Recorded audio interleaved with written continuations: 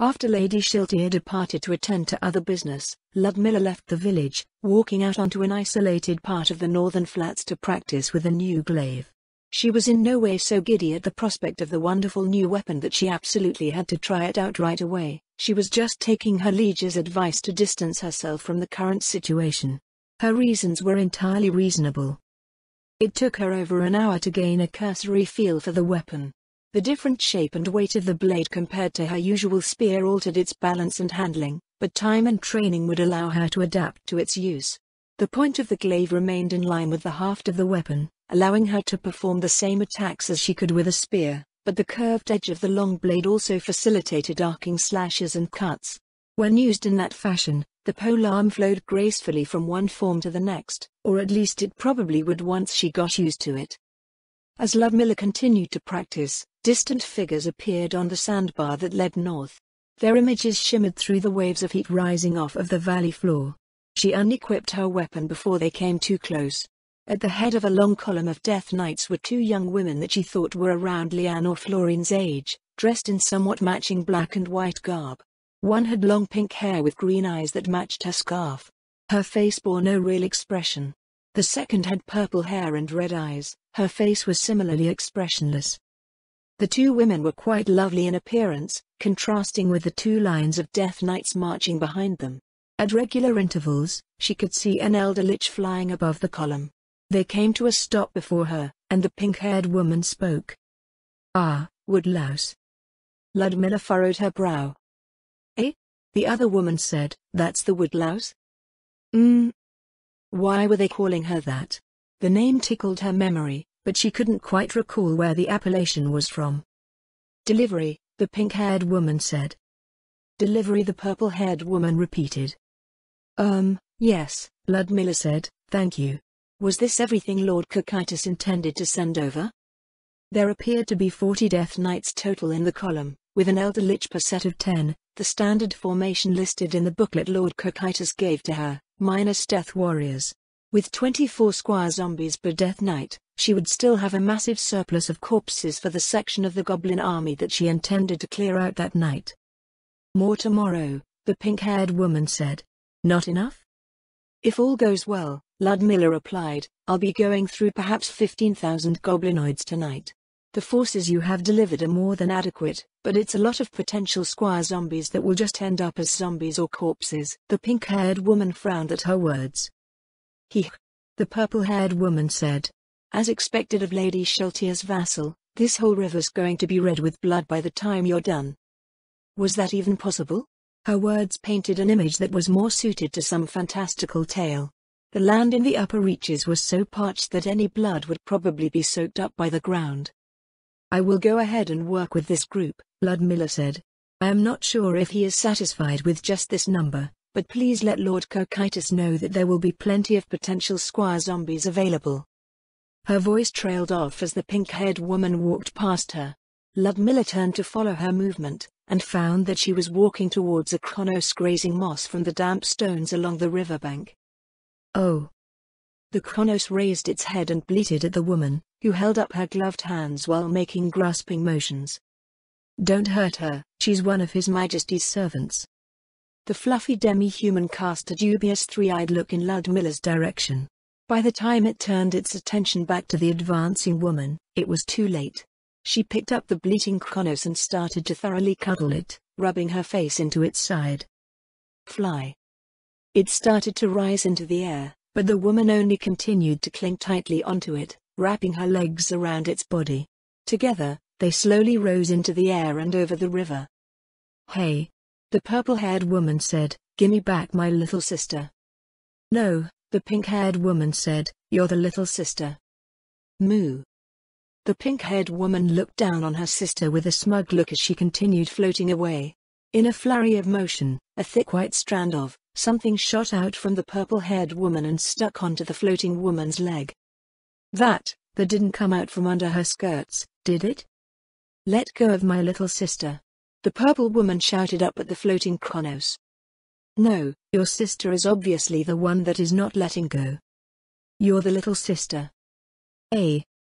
The purple-haired woman dug in her heels and started pulling, and the pork slowly started floating back. After several moments, there was a click and the pink-haired woman's leg fell off at the knee. It snapped back with the strand and hit the purple-haired woman full in the chest. Ook! The woman was knocked flat onto her back. Ludmilla thought she saw her face shift out of place, but it was back to normal when she blinked.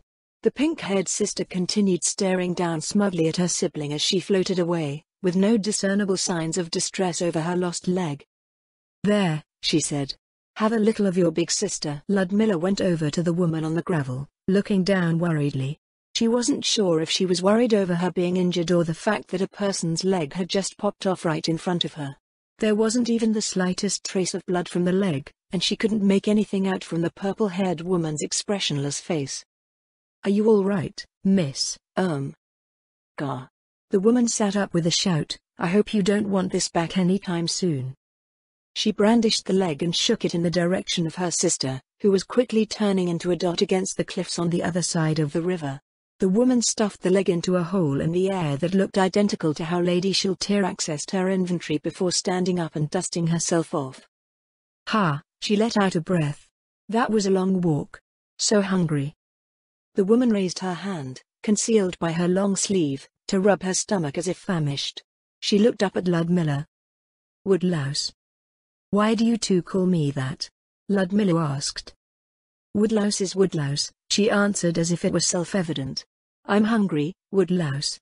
Ugh, that name is making me even hungrier." After a time observing the two, they were decidedly not human.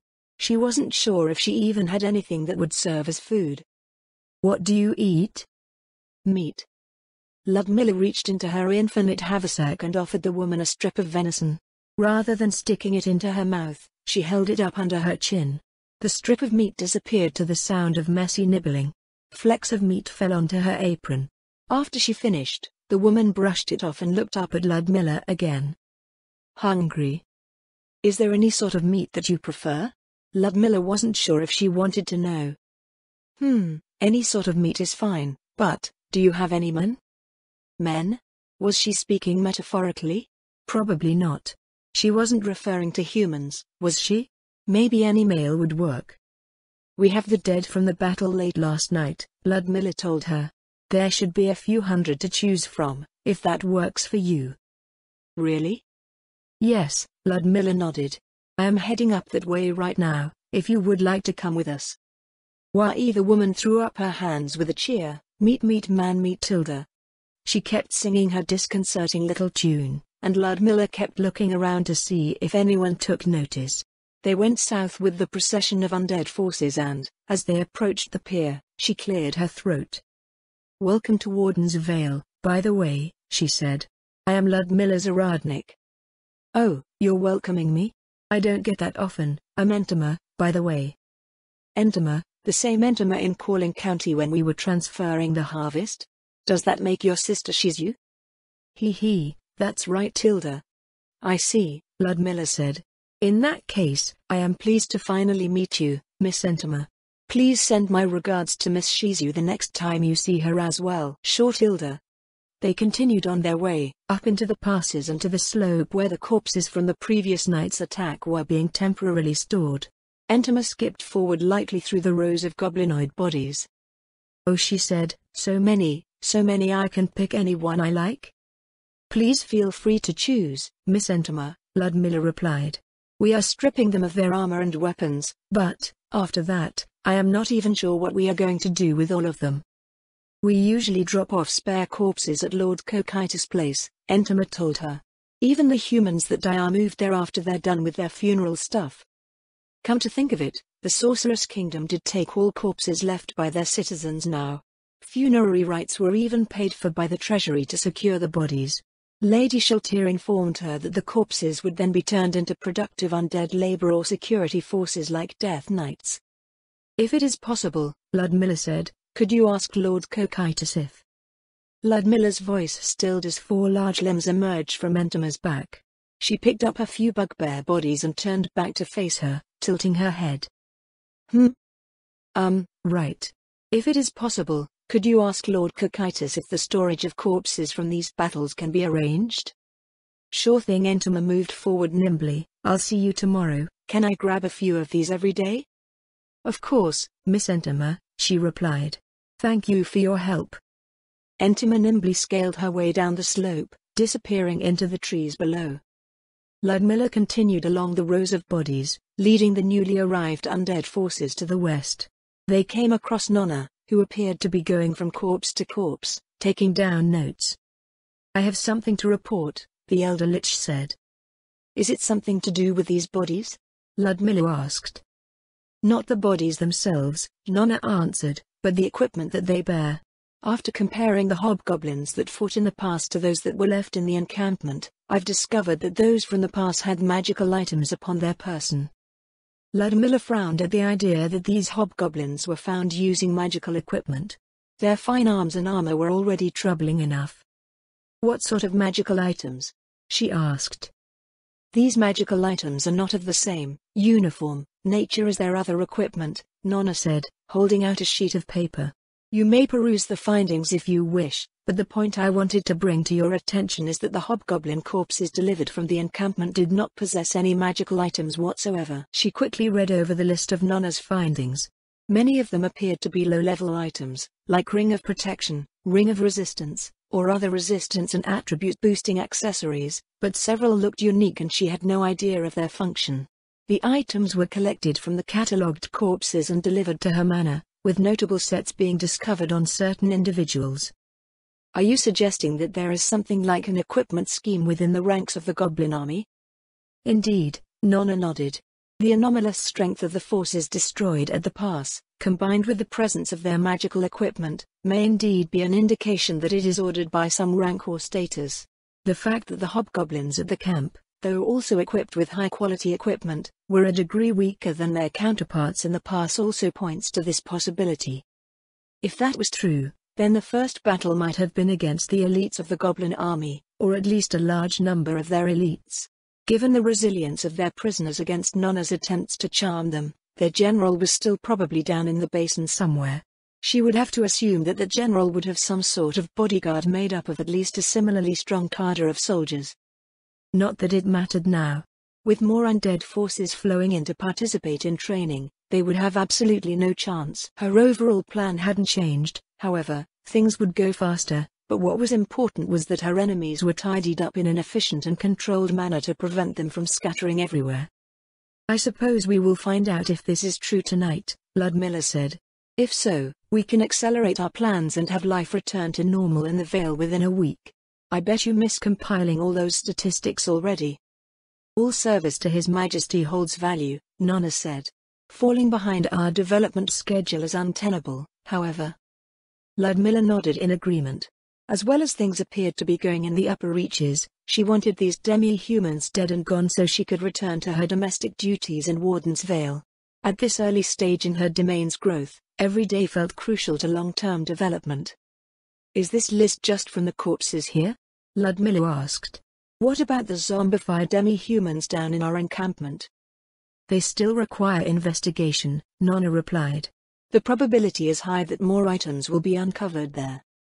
Then take command of these fellows here, Ludmilla told her. Have the Elder Liches help you finish cataloguing these bodies, then head down to the encampment to sort things out there. I will be headed back to the manor to see how things are developing down south. Maybe I can work out a set of magic items from all these recovered ones. If you have the time later, feel free to brief the other Elder Liches on what you've learned so far out here. I will arrive in the evening to make our final preparations for tonight. Floating high in the night sky above the first encampment in their path, Ludmilla went over her attack plan with the 4 Elder Lich commanders. They were entirely silent during the entire meeting, leaving her wondering whether they were actually heeding her instructions or not. Based on her experience with the Elder Liches assigned to administer Warden's Vale, they would efficiently carry out her directives and policies, but the vague sense that they looked down on the regular subjects of the Sorceress Kingdom didn't lend to that idea. The plan was straightforward, consisting of procedures meant to be repeated throughout the night as the Elder Liches directed their respective attacks. The commanders would work in pairs, taking turns to attack each enemy position with their forces. Unlike the previous night, she would leave the clearing of each camp's picket to the shadow demons. They were much faster at it, anyways, while she observed things from overhead. The rest was similar to the previous night's actions. One Elder Lich would oversee the encirclement of the target encampment, while the other would direct half of its Death Knights to clear the interior. Since there were only 4 commanders, each would be able to accrue substantial experience from all of the positions they would be clearing. The first 3 encampments, which stretched out from the northern branch of the Goblin army, were awkwardly placed due to the extremely rugged terrain, so they would be taken out one at a time. Ludmilla would lead the first attack to provide an example for the Elder Liches to study, then each pair of commanders would make their own attacks on the other 2. If all went well, they would move down into the valley where the rest of the knight's targets awaited them. A shadow demon flew up before her, yellow light leering from its eyes and mouth as it reported in. "Preparations are complete," its voice was a whisper. "The sleeping lie slain." "Did you notice anything out of the ordinary down there?" Ludmilla asked. The shadow demon tilted its head, falling silent for several moments before answering. "There are more demi-humans than the camp we attacked yesterday. They do not appear to be aware of our actions." "Good work." Ludmilla decided that it meant nothing was amiss. "Head down and get in position for the main assault." It descended again, and Ludmilla twisted around to look down at the west bank of the gorge below the encampment, where their ground forces awaited.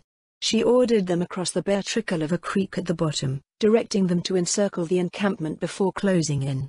As they did so, she directed Nonna and the other Elder Liches down to a position directly over the camp. After some thought about how flying casters could be best positioned to support forces on the ground, she had decided to test a more open approach. Since the range of a demi-human's natural dark vision was limited, they might not even need the cover of trees or other obstacles to hamper retaliation against attacks at night. All they needed to do was figure out the range of the enemy's dark vision, then stay above their ability to clearly see them at night. An Elder Lich flying high above in black robes with the night as a backdrop would be extremely difficult to detect without the senses of an advanced scout. As the ring of undead closed in, several goblins below raised their heads to sniff at the wind. "Looks like they're starting to notice that something is wrong." Once the Death Knights enter the camp, cast darkness on their central bonfires.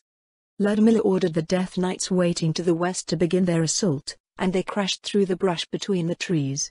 Several hobgoblins at a campfire near the perimeter rose to their feet in alarm at the noise and were subsequently cut down by an explosion of splinters as the Death Knights smashed through the barricade.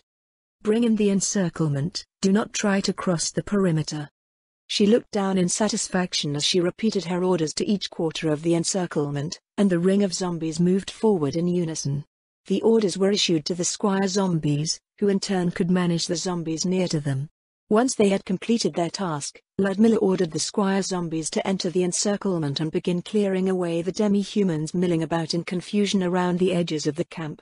She had more than enough regular zombies now to provide a barrier against panicking individuals, but they needed a second group to work with the other team that would eventually split off and work their own route. The large, central bonfire was blotted out by Nonna's darkness spell, and Ludmilla looked down. She felt that they were fairly low over the ground, but it appeared that no one had noticed them yet. It probably helped that the undead forces were wreaking havoc all over the place. Over the next few minutes, the number of demi-humans in the camp diminished rapidly. Only the core force of hobgoblins remained in the end. Instead of surrounding them this time, she had the Death Knights array themselves across the center of the camp from the demi-human formation. "How did we do for squire zombies?" she asked Nonna. "The participants have achieved their quotas," the Elder Lich replied. "In that case, drop down over there," she indicated a place to the side of the formation. "I'm going over to speak to them." "This hardly seems necessary," Nonna said as they drifted towards the ground. "We should trample them and move on." "Even if they are demi-humans," Ludmilla said, "it does not mean that we must stoop to their level. Besides, fear and respect are not mutually exclusive. The Sorceress Kingdom is to become a bastion of civilization, so basic etiquette should at least be extended. I will offer them a single chance to surrender, like the other camp. Who knows, they might capitulate and provide us with some useful information." She got off of Nonna's shoulders and made her way around to the line of Death Knights. En route, she called her new glaive into her hand, activating its enchantments. Dark energy pulsed over the blade, and Ludmilla nodded. It was quite impressive looking, perhaps impressive enough to lend some weight to her words. Coming to a stop in front of the 4 Death Knights, she ordered them to stop using their skill. "I would speak to your commander," she called out to them. "Hi-ee. Hi-ee?" The sound was very nearly a squeal, and whimpers rose from the ranks of hobgoblins. What sort of commander acted so shamefully in front of their soldiers? She eyed the group before her. Maybe they weren't as disciplined as the previous ones. She couldn't sense any that were as strong as those in the pass, reinforcing the notion that the first battle had been won with elites. "You do have a commander, yes?" she prompted. "I'm the commander," one of the taller hobgoblins spoke. "What do you want, undead?" Ludmilla sighed. This again. Next, they would be insulting Sursana. "I am not." She scowled. "You know what, forget it. What you think I am does not change what I have to say. I am formally demanding your surrender." "Surrender?" The hobgoblin commander laughed. "Thanks, but no thanks, Miss Undead. We'd rather our deaths be quick." "Death comes for everyone," Ludmilla said, "but why do you believe that a quick death is preferable to surrender in this case?" The commander gave her an incredulous look, eyeing the various undead standing around the camp. "That should be pretty self-explanatory, don't you think?" he said. "Those brutes of yours were just playing around with my troops. Then, well, maybe you'll get most of us, but some of us will still be able to die proper." "And if I said that you would simply be taken prisoner?" Ludmilla asked. "Then I would say that you're a liar," the commander answered. "I see," Ludmilla said. "Is that your final decision?" The commander swallowed and nodded. His trembling soldiers raised their shields, tightening their ranks. "Your misguided resolve for a quick death is regrettable," she told the hobgoblin commander, "but I will respect it nonetheless." Nonna. Twin maximize magic, lightning. Nonna's spell tore into the side of the hobgoblin formation. Crackling blue arcs of electricity danced their way across the entire line, jolting the hobgoblins briefly before they fell to the ground in unison. An eerie silence filled the night air as an acrid stench rose from the 200 demi-human corpses. Ludmilla looked up at the elder liches observing from above. "Whose death knights were these?" she asked. One of the elder liches raised a hand, and Ludmilla gestured to it and one other. "You and you," she said. "The next camp is yours. Clear the pickets, kill off the resting demi-humans and approach with your forces from the west. I will catch up with you before you start the main assault." The elder liches lowered their heads in her direction before flying off to the southwest with their troops. Ludmilla ordered the remaining squire zombies to begin delivering the corpses left over from her attack to the first camp. Over at the formation of fallen hobgoblins, Nonna was slowly making her way from one end to the other with clipboard in hand. "Investigating your theory?" Ludmilla asked as she walked up to join the elder lich. "Indeed," Nonna answered. "By your estimation, what level were these hobgoblins?" "The commander was somewhere around gold," Ludmilla said. "The rest of these hobgoblins were silver at most, some even lower. They probably ranged between level 5 and 10, with the commander between level 12 to 14. Nonna walked over to the corpse of the hobgoblin commander and extended a hand. "All appraisal magic item." Ludmilla waited for the elder lich's assessment. Nonna looked up and shook her head. "I believe the theory stands," Nonna told her. "The equipment of this formation also appears to reflect your assessment." She looked down at the row of corpses. While some sported the finely crafted plate mail armor, most of the others wore far cruder equipment, consisting of what one might expect out of primitive tribal demi-humans. "I believe we will find that lower-level demi-humans will come with lower-quality equipment," Nonna said. "Rather than them coming with lower-quality equipment," Ludmilla replied, "they're sensibly allocating the best equipment to their strongest soldiers. I have the feeling that your theory is correct, but we will know for sure by the end of tonight, unless different parts of this army use different equipment schemes." Ludmilla took one last look around the camp before getting back onto Nonna's shoulders. As they rose into the air and headed off to catch up with the other elder liches, she mulled over what their findings so far might mean. The first, most obvious, implication was that the shadow demons performing reconnaissance and supply disruption would be able to make an account of each camp's equipment, which would in turn effectively let them know how strong and important the occupants were. They would know where the most vulnerable points in the goblin army were, where their senior officers were most likely stationed, and what sort of resistance to expect before they attacked each camp. The reliable order and discipline of the goblin army had become a weakness that she could exploit. The second point that came with Nonna's theory was more of a matter related to her domain. Her ongoing conflict in the basin would mean an influx of not only corpses but the equipment and supplies stored in each camp. The finely crafted arms and armor were made from excellent steel that could be reforged into useful tools. While humans didn't eat goblinoid flesh, it could still be stripped off and turned into animal feed or, as she discovered recently, important feed for the fish farms that the lizardmen would be tending to in the future. If Lord Cocytus allowed the use of his domain for storage, she could use the meat over a long period of time and leave the skeletons for use as undead servitors. Related to the second point was the discovery of magic items in the enemy army. Personally, she couldn't use any of the rings that they found due to already wearing the Ring of Mental Fortitude and the Ring of Sustenance, but there were a number of other useful items in the collection that had been built up so far. The hobgoblin that had loosed its crossbow at her had a set of magic items she had taken for herself.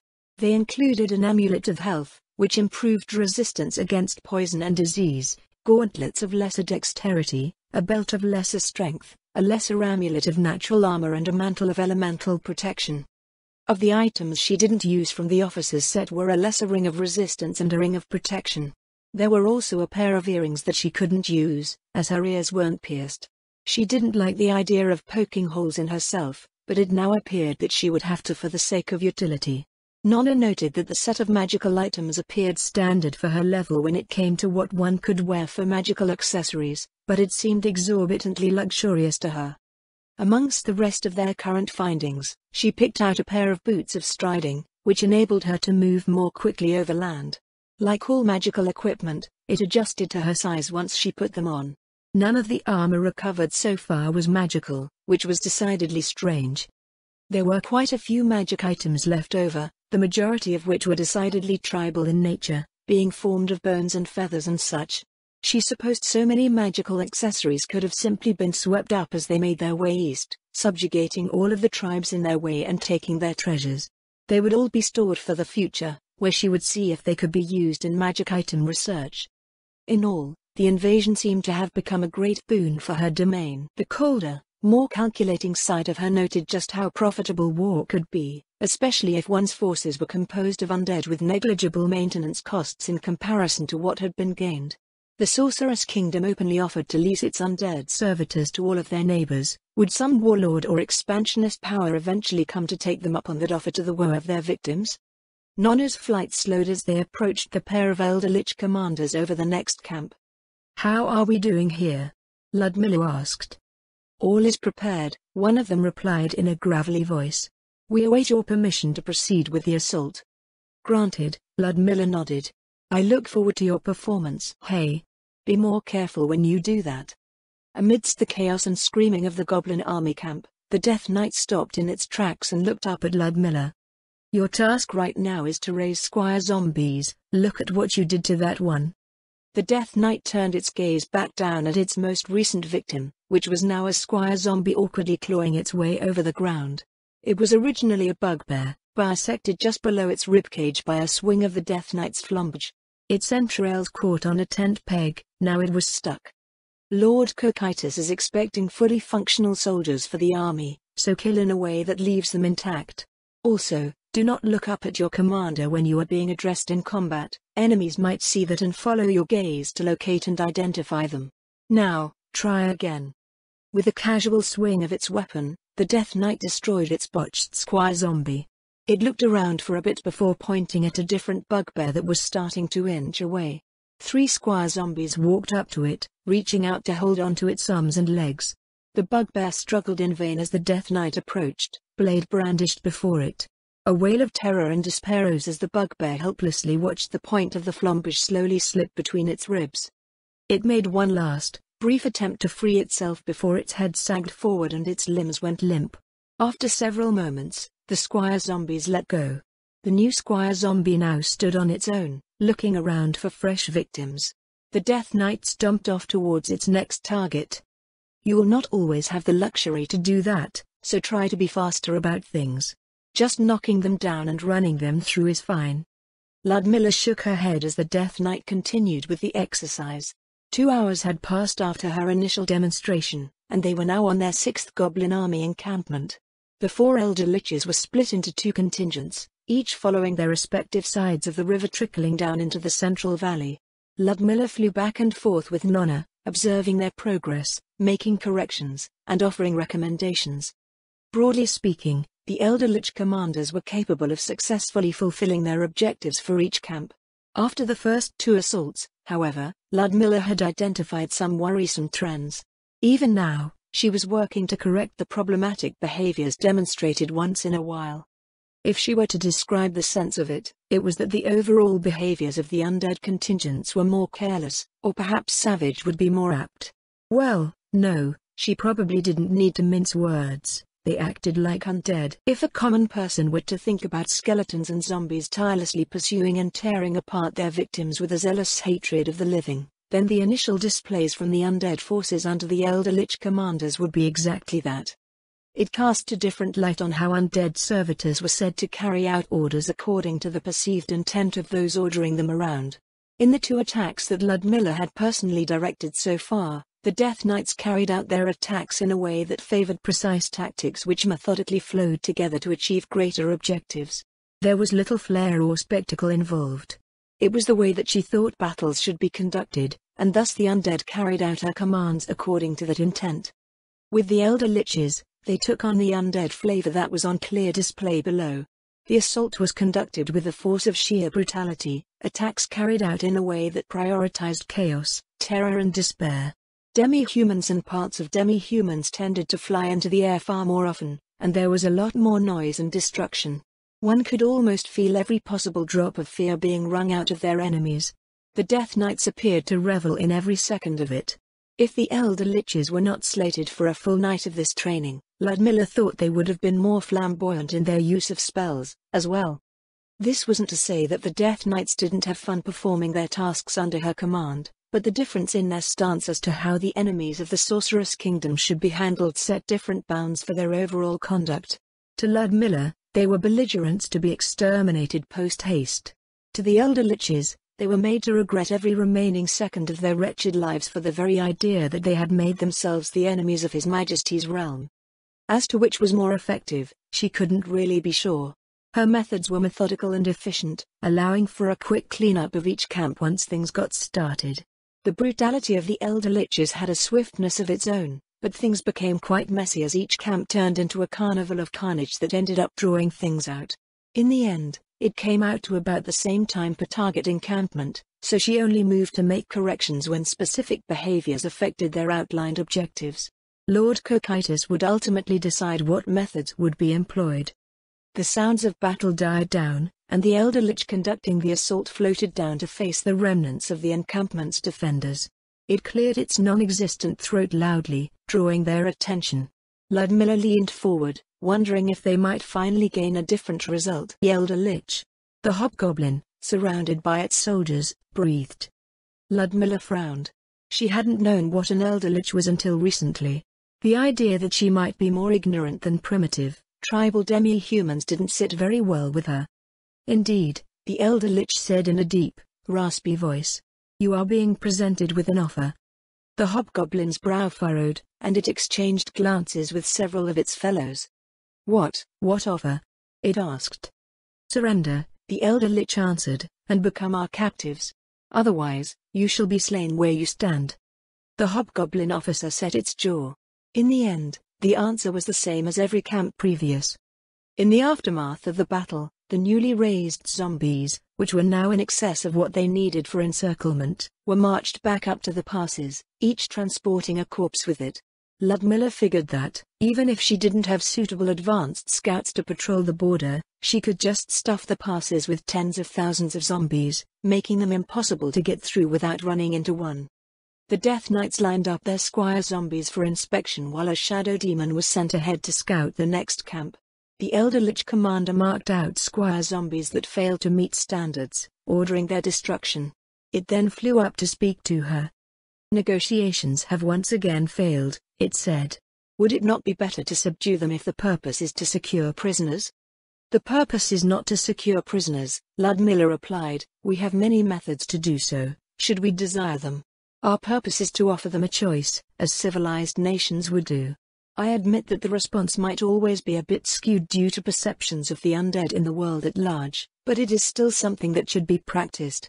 Many of our nation's policies are aimed towards encouraging its acceptance in the world, and an army must consider that it must often serve to uphold both foreign and domestic policy. Arbitrarily butchering everything would have the effect of tearing down the goodwill built up by the efforts of His Majesty and His Majesty's government. The elder lich remained silent as it appeared to digest her words. Did it really understand what she was saying? They, too, were servitors who had their own interpretations of their master's will. Everyone had their own interpretation, for that matter. Still, Ludmilla believed that, when it came to establishing favorable relations with neighboring nations, it was humans who possessed the best sense of how to go about things. I believe that fear of His Majesty's might is sufficient to secure the cooperation of others, the elder lich said after several seconds. Fear on its own is insufficient, Ludmilla told the elder lich. For fear to sway the decisions of others, there must be meaningful alternatives to what they are being dissuaded from. Threats lose effectiveness when one feels that there is nothing they can do otherwise. They will just develop close-minded views and prepare themselves to fight, or decide that everything is meaningless and go on to live out some shallow and pointless life. As you can see, they may decide to do this on their own anyway, but we should always at least make the effort. Be it in warfare, dealing with one's subjects, or anything else, it was a piece of wisdom that she and her friends held in common. They each applied it in their own, unique ways, but the fundamental idea remained the same. Leaving the elder lich to continue with its training, she had Nonna bring them over to the other side, where the other contingent was conducting their next attack. From their vantage, a flash could be seen from between the trees as a fireball exploded within the goblin army camp. The rising wisps of smoke made her turn her head to scan the basin. Between the attacks on the northern arm of the goblin army and the sabotage efforts of the shadow demons, a thin haze was starting to form over the upper reaches. It had the benefit of masking their nighttime assaults. The smell of smoke filled the air and only more haze would be seen the morning after. The ongoing sabotage would also be harder to detect. A part of her wondered if it was too much, however. Her opponents might instead be alerted to the idea that something else was going on beyond their notice. Over the next few hours, the training forces continued to make their way west, following the mountain valley. An hour before dawn, they arrived at the head of the northern arm's advance. She looked northeast towards her home. It was a bit over 10 kilometers to the Katza River, and 20 kilometers to the canyon. The goblin army had advanced within 30 kilometers of the harbor town. She would have to scour the area just outside of her territory during the day to ensure that no scouts or other forces lingered. To the south, she could see what they had identified as the main body of the goblin army, with its many camps clustered in the central valley. It had advanced slightly as well, just over 20 kilometers from the canyon leading into the vale. Her original strategy was to arrest their advance by sabotaging their logistics, but just seeing them so close to her home made her want to act immediately to drive them back. A shadow demon flew up from below, coming to a hover before them. "Is something the matter?" Ludmilla asked. "A difference in equipment," the shadow demon answered. "Similar to the first encampment destroyed." "On both sides of the river?" The shadow demon shook its head, gesturing downwards. "Only the north. Shall we proceed?" Ludmilla looked out to the east. She wanted to wait for the contingent on the south side of the river to complete their last camp and join them for the final attack of the night, but it was too close to dawn. "I'll come down with you," she said. "Did you notice anything else about this camp?" The shadow demon shook its head again and led them down to where the two elder liches commanding the northern bank awaited. "It looks like we've finally found another of their stronger camps," she said. "Since this is the last chance for you to fill out your squire zombie ranks, bring all of your death knights into the fight." The elder liches nodded in affirmative and flew off to organize their forces. Ludmilla scanned the camp from where she and Nonna hovered overhead, trying to make out any strangeness that might indicate an unwelcome surprise. "Say, Nonna," she asked, "do we have any records of extraordinarily strong goblinoids up north in Tob Forest?" "We have nothing approaching an official census," Nonna said, "and it is difficult to gain an accurate measure of how strong an individual is without another individual close to their level that can sense their strength." "Why do you ask?" "With so many goblins in the upper reaches," Ludmilla said, "I am wondering if there is something like a goblin hero lurking out there somewhere. I suppose it is more likely to be a hobgoblin or bugbear hero, as goblins are fairly weak as a whole. The bunch at the pass was already an unwelcome enough surprise as it is. I stand by my statement that there was no precedent for the existence of such a force, Nonna told her. Statistically speaking, of the 9 million subjects of Reastais, only 600 are platinum-ranked adventurers or better. If hobgoblins follow the same ratios of strength as humans, there is no logic in there being so many in this force. That is a flawed way of looking at things, Ludmilla said. It assumes that any person capable of being an adventurer becomes one. In reality, it is adventurers that are extraordinarily rare, as it is a risky and unstable vocation. Based on what I have come to learn about levels, all people possess them, regardless of their lifestyle. The majority of humanity engages in civilian vocations, of which it is difficult to measure levels in without concrete benchmarks. There are priests in temples capable of casting Tier 3 and 4 magic, yet only serve their congregations. Arcane craftsmen are another example. If there is a correlation between crafter levels and materials, then any smith or tailor capable of fashioning those goods would be the equivalent to platinum rank purely in terms of levels. Even factoring this in, Nonna said, the ratio is still out of place for a force of this size. It is not the only factor, Ludmilla explained. The main driver here is the nature of tribal demi-humans and this goblin army. Unlike humans that live safely within the borders of Reastais, the Abelian wilderness is a highly competitive environment where only the strong can thrive. All individuals pursue martial or mystical professions to survive, and conflicts occur regularly between them. They are driven to be strong, in perhaps a similar way that our adventurer guild undergoes combat training. Out here, however, the weak die, but they can afford that. Below, the huge encirclement of squire zombies and zombies could be seen closing in on the perimeter of the camp. Occasionally, she spotted a shadow demon flickering between tents. This goblin army will have collected strong individuals throughout its migration from wherever it came from, she continued, so the ratio will be much higher than a peaceful, sedentary population. It is not a population of 100,000 that you can apply the ratios of mostly civilian populations to. It is an army of 100,000 that has potentially fought its way through millions, drawing the strongest from those populations. In that case, Nonna said, the idea is not so far-fetched. Would that not mean that civilization has a weakening effect on individuals? Well, inlanders are often considered soft for a reason.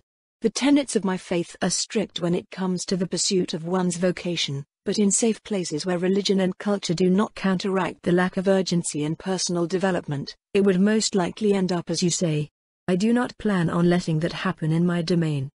The Death Knights below advanced across the encampment barricades, and Ludmilla turned her attention to the fight. With 20 Death Knights in the fray, it went as poorly as expected for the demi-humans.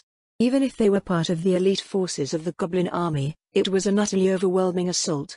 The Death Knights, acting with what seemed like greed over their last chance to net themselves high-quality squire zombies, started picking the camp apart like crazed city folk trying to secure scarce goods in a market plaza.